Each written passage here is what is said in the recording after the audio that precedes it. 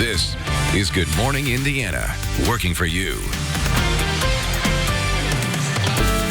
It's Thursday, May 14th, and right now on Good Morning Indiana. So they're going to give me money to buy table and chair to serving outside? Restaurants in Marion County are preparing to move into the next phase of reopening. Working for you, we're looking at the challenges some restaurant owners say they're facing. I have called them and I have let them know, like, hey, can y'all, like, waive this balance just for, until everybody is able to get back working. Only on RTV6, kids being unable to connect online with their classroom. The group calling out what's happening to some children during the pandemic. Plus, as development pops in Hancock County, many folks are considering selling their land. This morning, we're breaking down what's a fair price and tips you need to know to avoid being ripped off. All right, it is 6 o'clock. We have a lot to get to here on your Thursday. But first, we want to thank you for joining us. I'm Lauren Casey. Todd Clausen and Rafael Sanchez, social distancing again today. Rafael, good morning to you. Lauren, good morning. Stepped outside of the RTV6 living room studio here in Johnson County. Light fog outside, Todd Clausen, but we're expecting some nice warmer temperatures later today, so we're excited about that.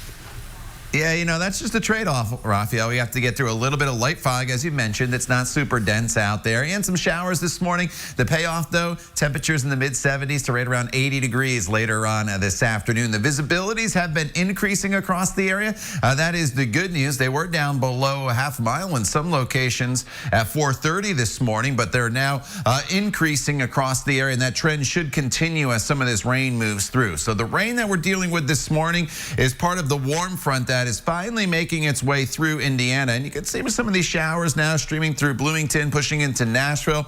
Rafael, you'll see them in your area in Johnson County coming up here probably within the next half hour or so. And then there's a few heavier downpours and one lightning strike there just north of Terre Haute. So there are some thunderstorms this morning. Nothing will be severe here this morning. But as we get into the afternoon hours, as the storms you see near Chicago head our way, there will be another chance of some thunderstorms this afternoon and this evening. In between, though, a lot of dry weather with hazy sunshine.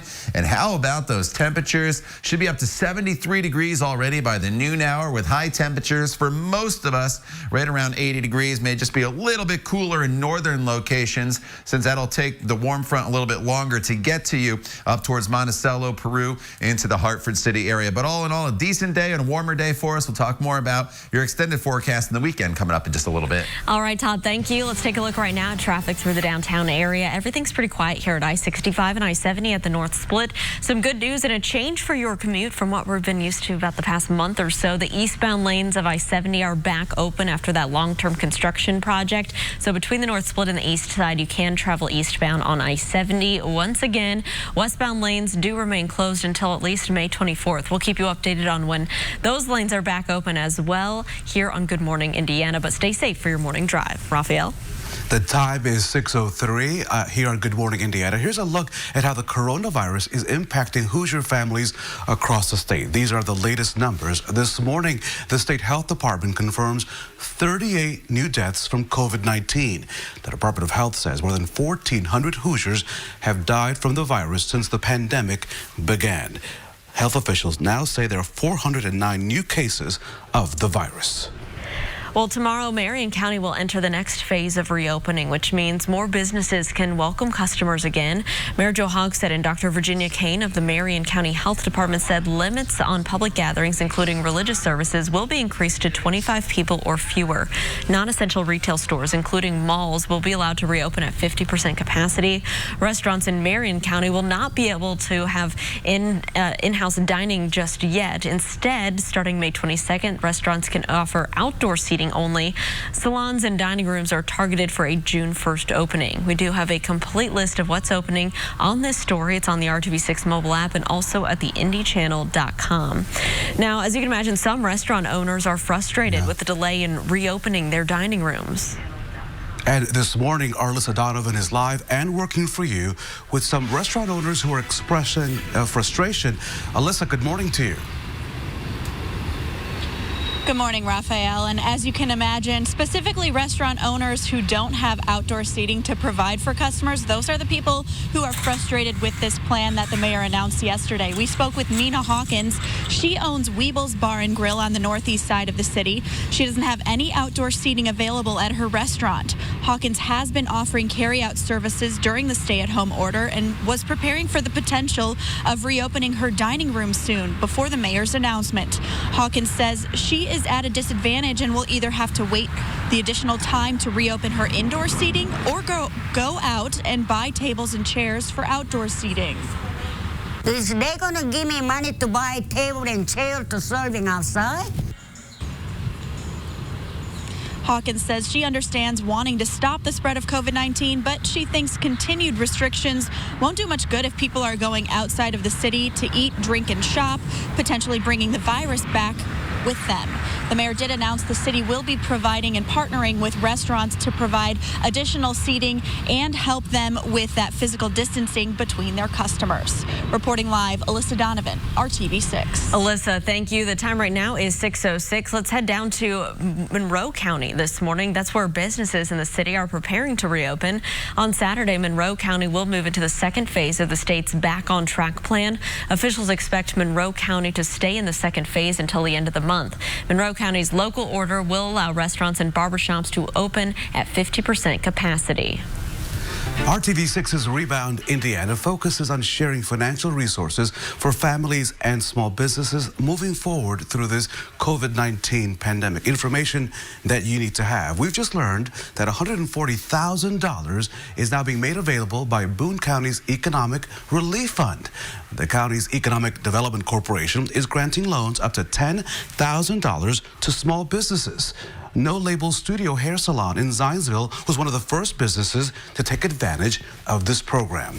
The owner says they would not have been able to reopen without that help. We're so grateful and so excited that today now we have, we have everything ready to go. We have our color ordered, we have our rent paid, we have our bills paid, we're ready to open. Details on this: to qualify, small businesses must have fewer than 30 employees and have been open for at least 2 years. You can apply online at the Boone County Economic Development Corporation's website for all the details. And Raphael, the Hamilton County Commissioners and Council have created a fund to help small local businesses begin to rebound from the pandemic. There's $250,000 in this fund. Grants of up to $10,000 will be awarded to businesses based on need.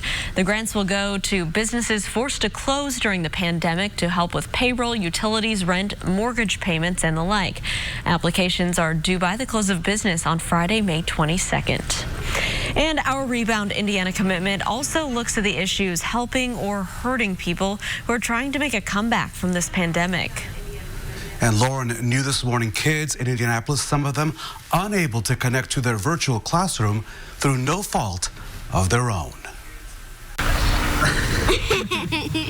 Whoa, yeah, bird. Kamani Russell is a big sister and a budding artist. Listen to the 9-year-old's philosophy on the meaning of art, her favorite subject. Even if, you don't try to make the art beautiful, it turns out beautiful. And even if you do mess up, it's still beautiful. I think you're beautiful. Thank you. I can say that. The third grader at the Edison School of the Arts is keeping up with her academics through paper packets. She can't do any of the work online. She has no access to internet service because of a past due cable bill with Spectrum. Her mother has faced tough financial times and says she may owe about $1,000. Her pleas for help, she says, fell on deaf ears. Have you called them? What have you said? Yes, I have. Well, I have called them and I have let them know, hey,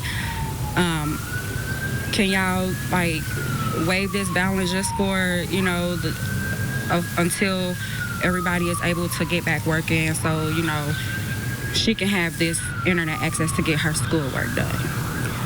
No, I was actually told by one of them in the billing department that they're not going to do it. They want their money. The advocacy group Stand for Children is critical of Spectrum. for not helping kids that, through no fault of their own, are disconnected from the internet during a time that schools statewide were forced to turn to e-learning due to the pandemic. We're all in this together. I mean, that's been the theme of these last several weeks. And while there are some companies, internet service providers, that are trying to do the right thing, I think there are a few, in this case Spectrum, that continue to hold a very hard line that are keeping families in need for being able to access the internet, which is just essential. Internet in this day and age is not a nice to have, it is a must have when it comes to the education of our kids. Elvira Beltran's 4 children were also victims of an overdue cable bill. Luckily, an anonymous donor paid off her past due Spectrum bill of more than $267. But that was not enough. Stanford Children says her service was denied until the donor also paid an extra bill of more than $208 connected to her rental property. That removed the family's digital roadblock, connecting them once again to their online classrooms.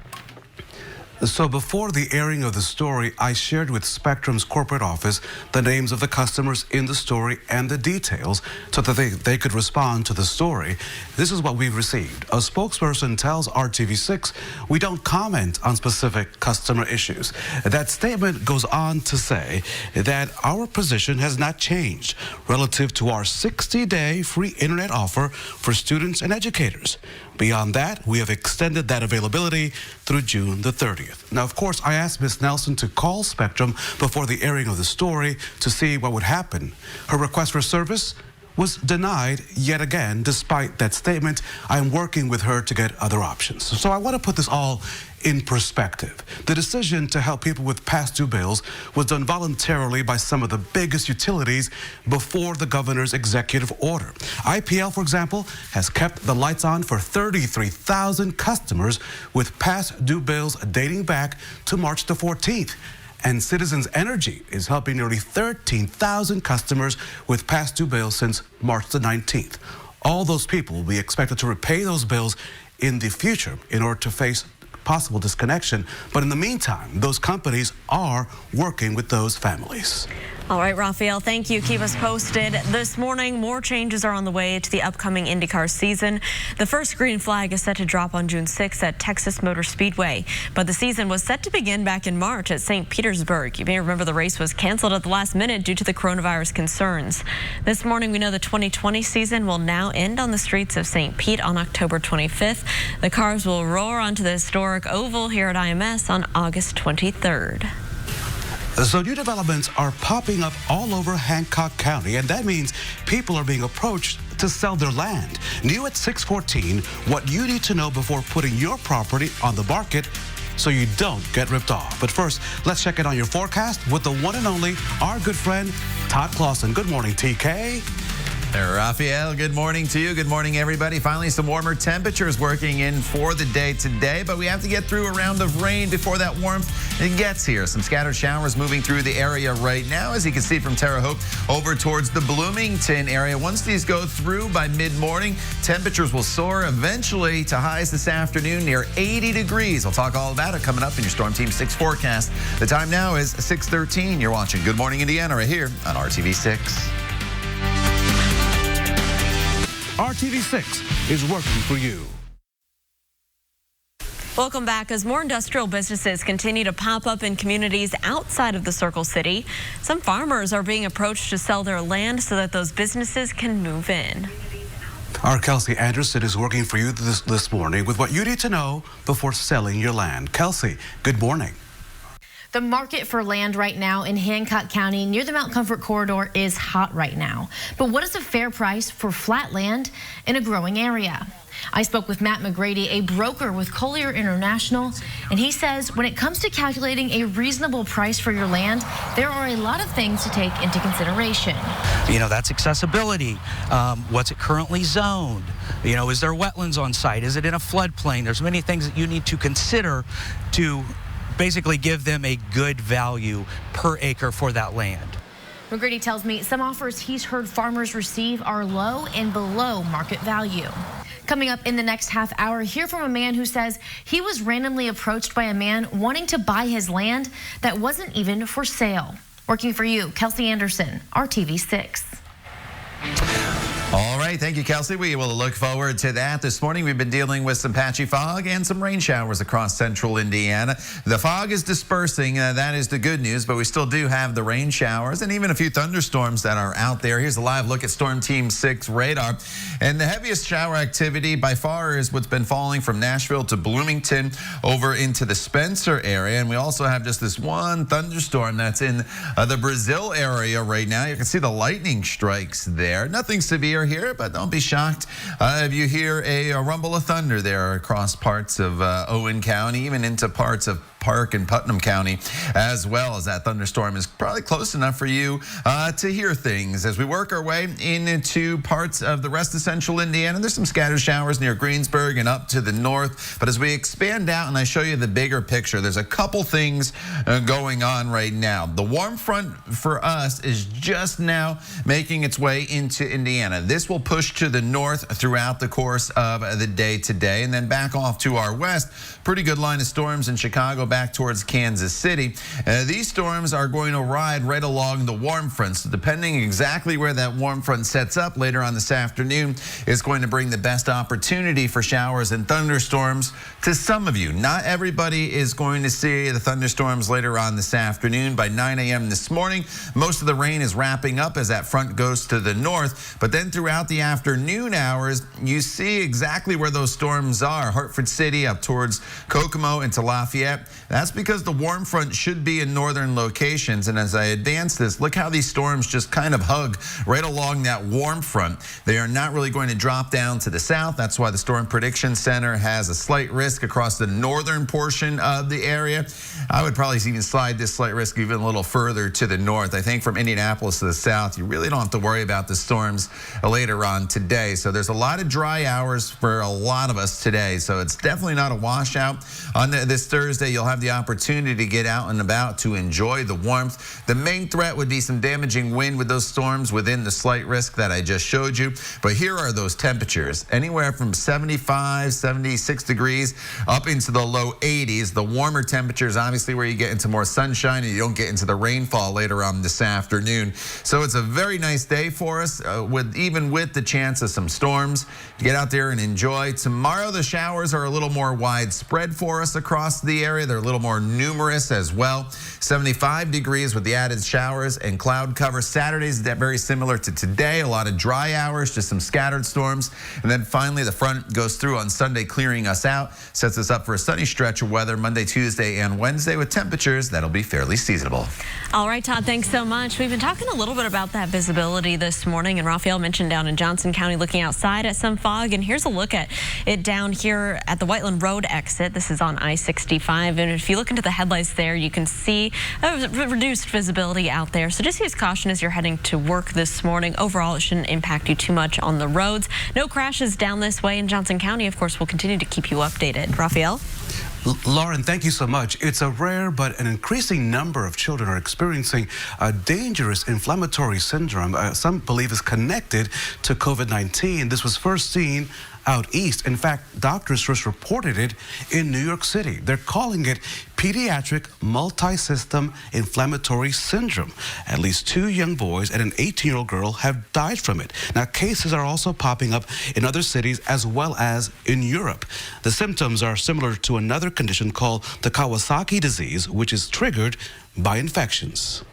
This happens to a lot of viruses that they can trigger these type of inflammatory syndromes. And with COVID-19, we've been seeing it in adults in the shape of a cytokine storm. So this is the first time we're seeing these inflammatory syndromes in children. This COVID-related syndrome can affect multiple organs, according to officials. The symptoms are high, long-lasting fevers, rashes, a swelling of the palms and feet, swollen lymph nodes, and red eyes. Not all the children experiencing these issues are currently testing positive for COVID-19. Well, a grim prediction about the upcoming winter is expected in testimony today from government whistleblower Dr. Rick Bright. Bright claims the Trump administration ignored his early warnings to prevent high coronavirus cases. Now he says the winter will come with more infections and deaths if the same mistakes are made and a clear prevention plan is not in place. Last month, the director of the CDC made similar predictions, saying hospitals could be even more overwhelmed with the flu and coronavirus hitting at once. Bright will give his testimony today in front of the House Energy and Commerce Committee. Well, the next big family movie to stream this weekend is a bit of a throwback. Scoob will introduce Scooby-Dooby-Doo to a new generation of fans. Coming up on GMA, Tracy Morgan will be live talking a little bit more about this new movie. Scooby-Doo is back. Did you know that 738,000 Hoosiers have diabetes? RTV6 is a proud partner for this year's American Diabetes Association's Indiana Tour de Cure. And this year, it's going virtual on June the 6th. Today, we encourage you to get active. It's going to be a nice day this afternoon by walking, running, or cycling. A good morning to Edinburgh, Ellettsville, and Elwood. You're watching Good Morning Indiana right here on RTV6. Apply online today. Welcome back. The time right now is 6:25. Raphael, it's time to talk about what's trending at 6. So, Lauren, I have a big question for you this morning. How awesome is your baby Archie? In one word, awesome. How awesome is he? Super awesome. And we know that children, right, can make us better. So let me take you out east, where the joy of children really is making this happen. A father-daughter duo in Massachusetts has raised thousands of dollars for Feeding America, all through book sales. You see, Patrick Bonner says his daughter, 10-year-old Stella, has been working on a thriller. It's called Marion the Librarian for the past year. When schools closed, they got serious and they finished a 41-chapter page-turner. Stella says she wanted to use that book to help families in need. Wow. The joy of children. Isn't that amazing? That's amazing. I love that story.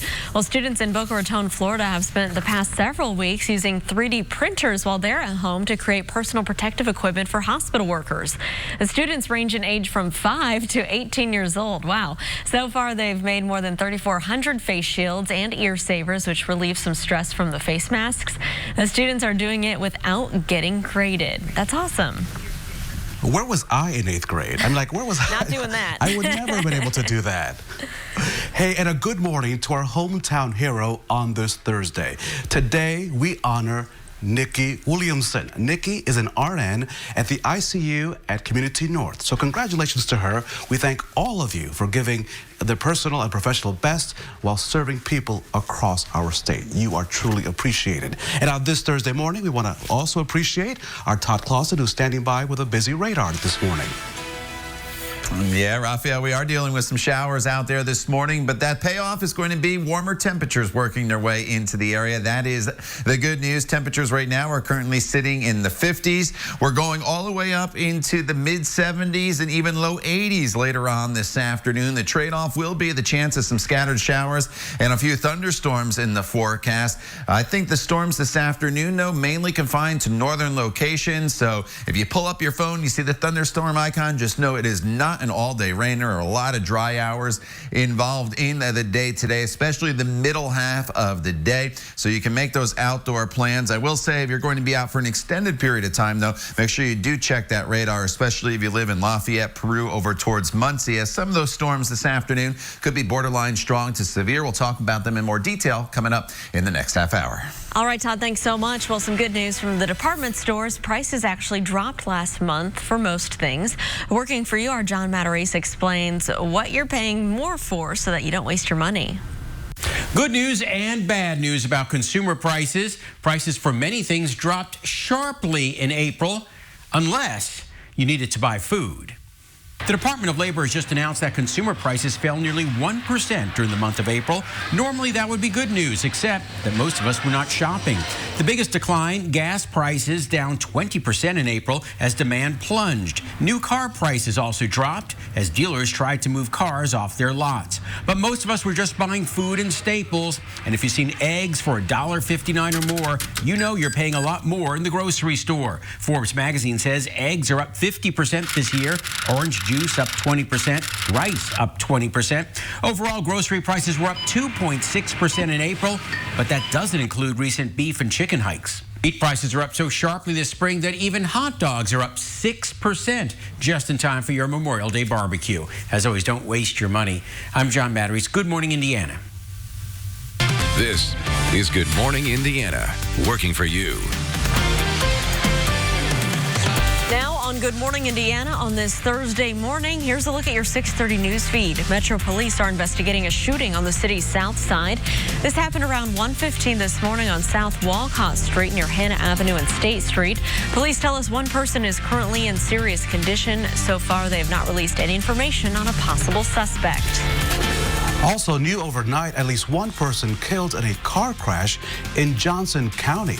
Police called to US 31 just south of the Greenwood Park Mall before 11 last night. It is still unclear how many victims are involved. We will continue to update you as we learn more information as it comes into the RTV6 newsroom. And here's the latest COVID-19 numbers for the state of Indiana. The state health department reporting more than 400 new positive cases on Wednesday. Indiana is now approaching the 26,000 positive case mark overall since this began, and additional 38 deaths were also confirmed, and 1,482 Hoosiers have now died from COVID-19. The state says intensive care unit and ventilator capacity at hospitals remains steady. But first here, before we get to more stories today at 6:30, I want to welcome you into Good Morning Indiana. I'm Lauren Casey. And I'm Rafael Sanchez, live here in the living room in Johnson County. Todd Clausen just looked outside of my living room window. It appears that the light fog has lifted. Still no rain yet here in Franklin.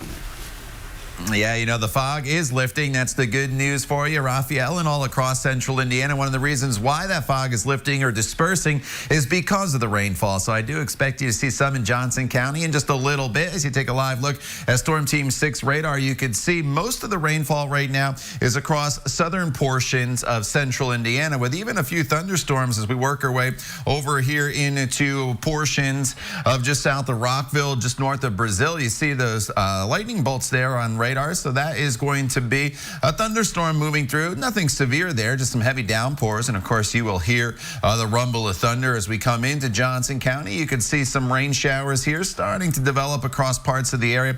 Pretty good shower down towards Nashville, some light rain over towards Columbus.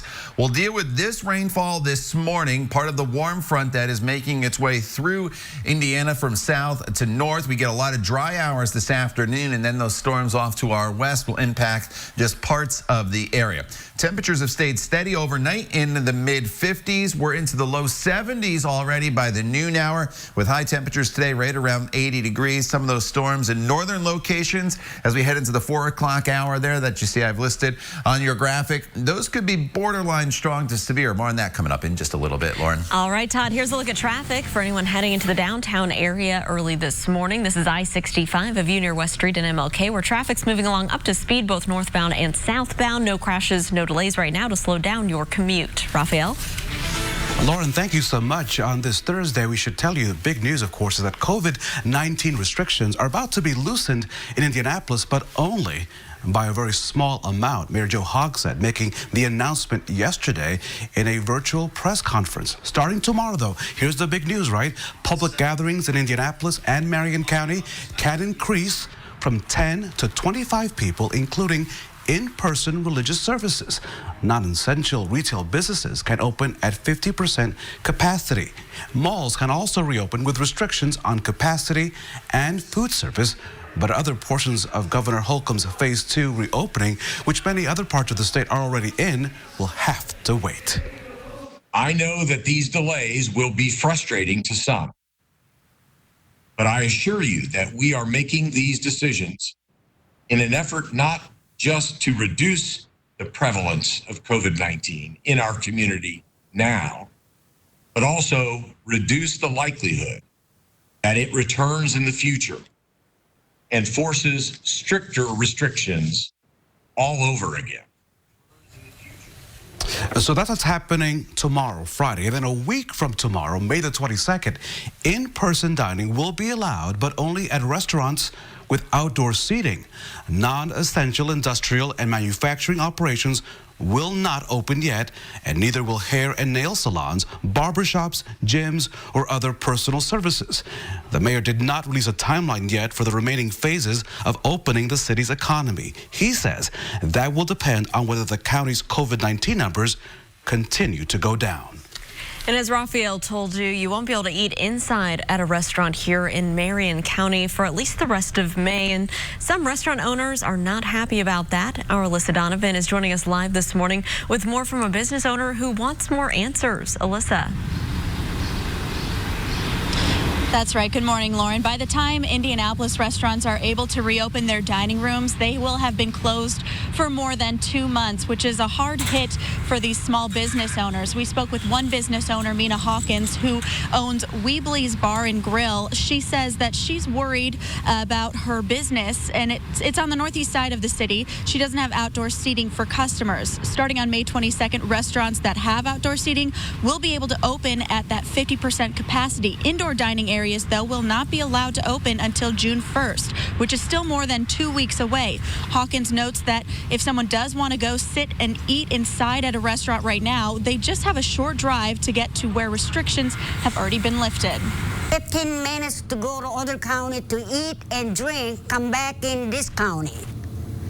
So this is my opinion, is a lot of BS, Mayor.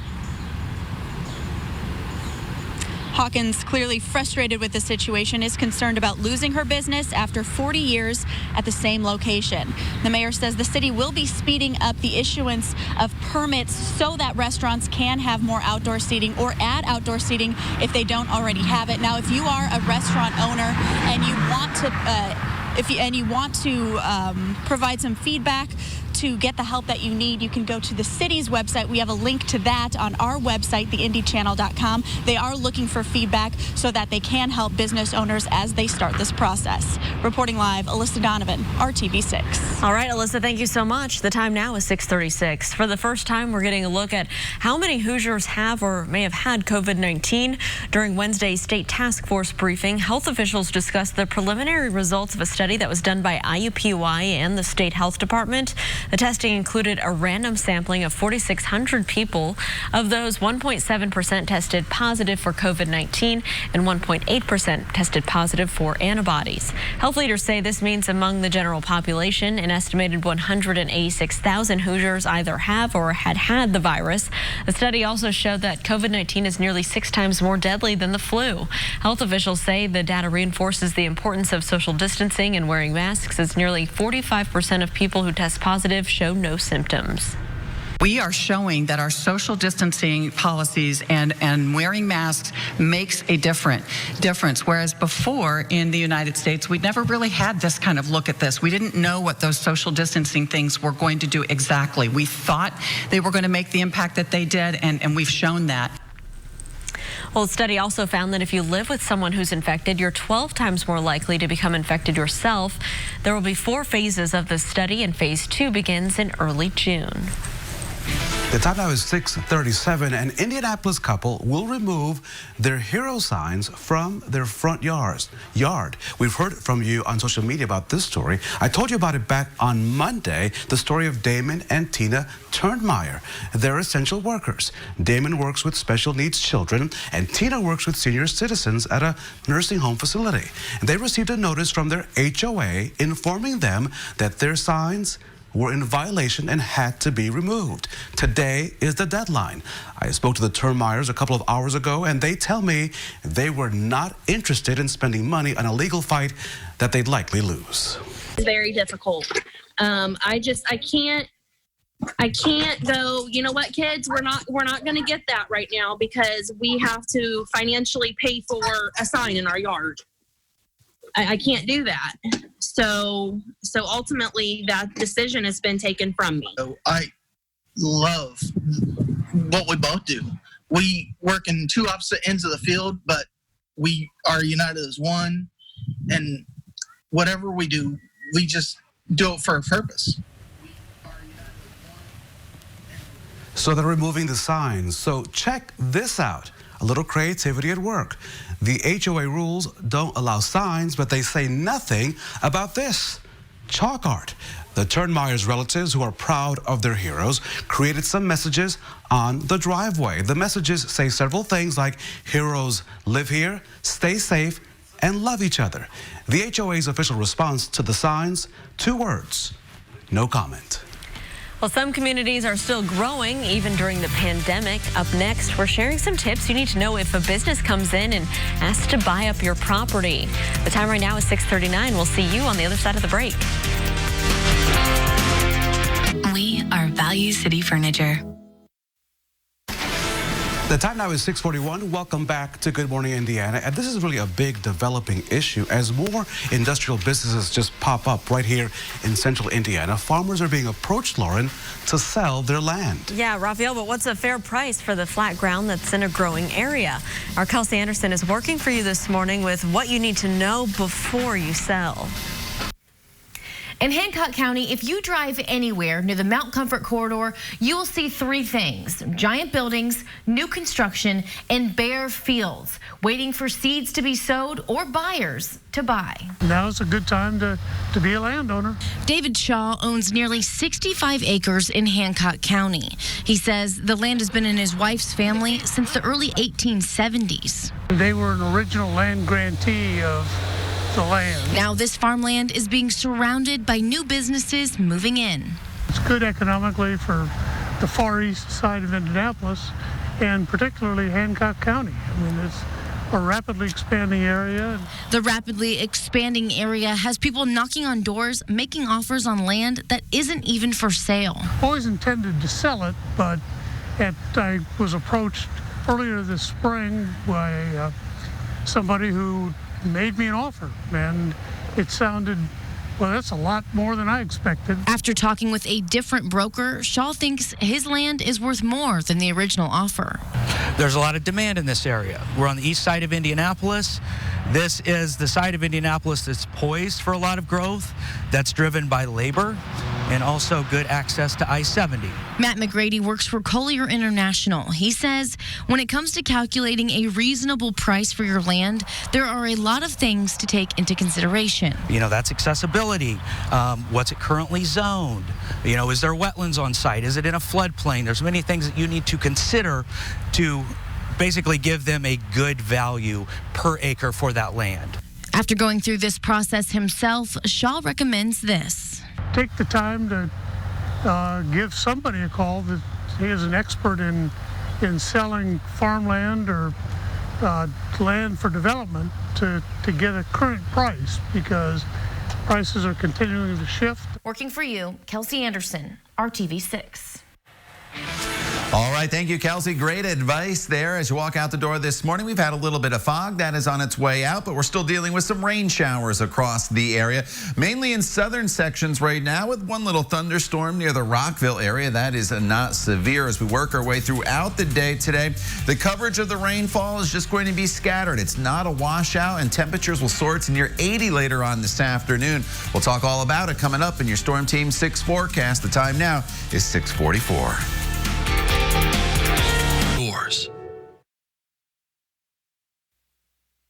Welcome back. The mission of our Hiring Hoosiers initiative is to connect you to job opportunities, especially because the COVID-19 pandemic has left tens of thousands of people across our state without work.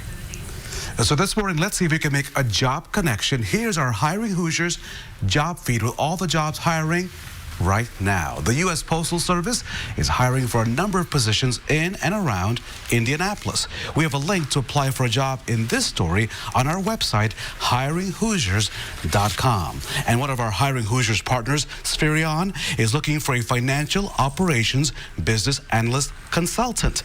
That position is located right here, also in Indianapolis. Also right now, Raphael, Harlan Bakeries out in Avon has posted a total of 7 job openings. All of those positions are full-time. We have more employment opportunities posted right now on our Hiring Hoosiers job board. Companies post their open positions there every day with a link to the application process. To view the job board, you can just go to hiringhoosiers.com. And Lauren, we are also focused on some job openings out in Boone County as they are also hiring Hoosiers. The Boone County Economic Development Commission will hold a virtual job fair next Wednesday to connect people with jobs in the logistics and manufacturing areas. Boone County currently has more than 550 full-time positions in various industries. And that job fair will be next Wednesday, May the 20th at 10:30 in the morning. For more information on how to join, of course, go to our website, hiringhoosiers.com. And next Thursday, May 21st, the Department of Workforce Development will host a virtual job fair highlighting hundreds of temporary job openings with the U.S. Census Bureau. It's scheduled from 11 until noon. The jobs mostly involve going door to door collecting census data from residents. You can find a link to register right now at hiringhoosiers.com. It is 6:48. Let's toss things over to Todd for a look at our Thursday forecast. Hey, TK.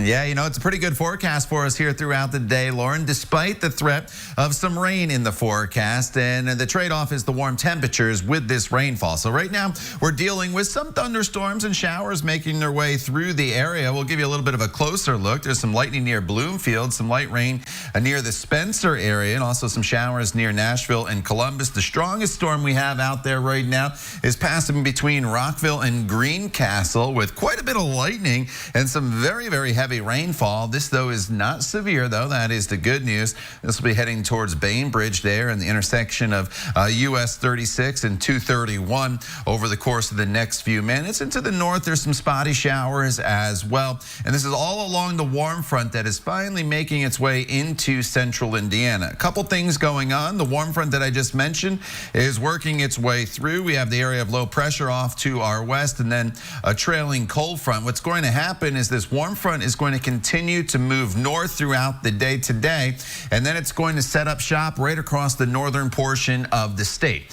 So as the front is moving through central Indiana this morning, we'll maintain some spotty showers and a few spotty thunderstorms as well, but nothing severe. The middle half of the day is pretty dry for almost everybody. And this is when temperatures really start to soar up into the 75 to 80 degree range.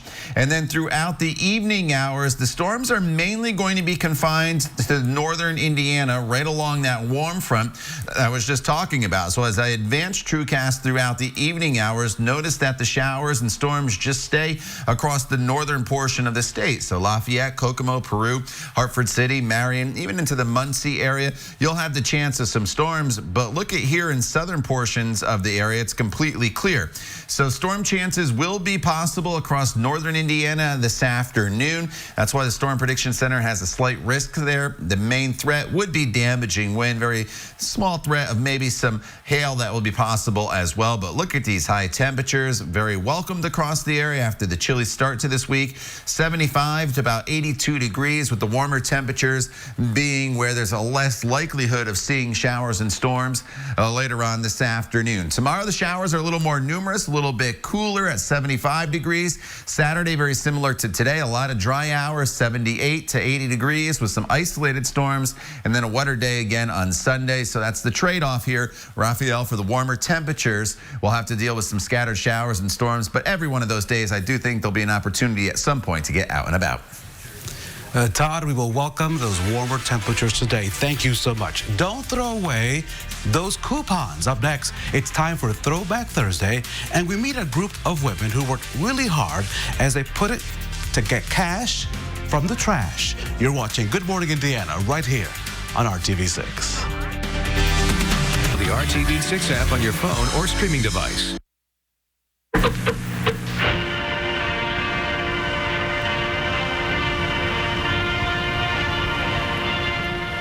Well, welcome back. It is Throwback Thursday time, and Raphael, the days of clipping coupons is a thing of the past for some people. And while we still like to save money, most people aren't willing to put in the time and the effort of clipping coupons, myself included. But 40 years ago, Lauren, when some of us were alive, that was not the case. Channel 6 spoke to a group of women back in May of 1980 that did not mind the work of clipping those coupons. You see, Debbie, Jean, Dottie, and Faith were members of a shopper's circle right here in the Circle City. They gathered once a week to swap store coupons, refund forms, those box tops, and labels. In turn, they'd get back in the mail more coupons, merchandise, and sometimes cold hard cash. The practice was called refunding. The women told one of our favorites here at RTV6, Barbara Boyd, it was like getting cash from the trash. Once refunding is in your system, it's there to stay. I like refunding because I get money in the mail every day. We're all making money together, and it is fantastic. It's so much fun and profitable. Well, look, if you're interested in getting cash from your trash, perhaps couponing or refunding is for you. If you want to get involved, write the American Coupon Club, Department Inn, Box 1149, Great Neck, New York. These are the most enthusiastic women that I've seen in a long time, and they're having a lot of fun and making money doing it. Barbara Boyd, consumer reporter for the news, Channel 6. Now, we did some checking, and sadly, the American Coupon Club in Great Neck, New York, is no longer in business. But of course, most people who use coupons now more than likely use an app. You can see this entire throwback story right now at our website, theindychannel.com/history. And Lauren, there is no shame in using coupons because really you're leaving cash on the table. But on this Thursday, since we're doing a throwback, I have to quote the great Barbara Boyd, who would always remind her audience to stay on top of the world. What a great message on a day like today. Yes, a great message, and we love seeing those throwback stories with Barbara Boyd. She's such a legend here at RTV6, and it's inspired me. Maybe I'll try and find some coupons online or something. I just don't have the patience for it. All right, as we are heading into our Thursday and you're heading out the door, Todd, what can we expect? So the spotty showers this morning, more this afternoon, and highs right around 80. All right, have a great day. We're back here throughout Good Morning America.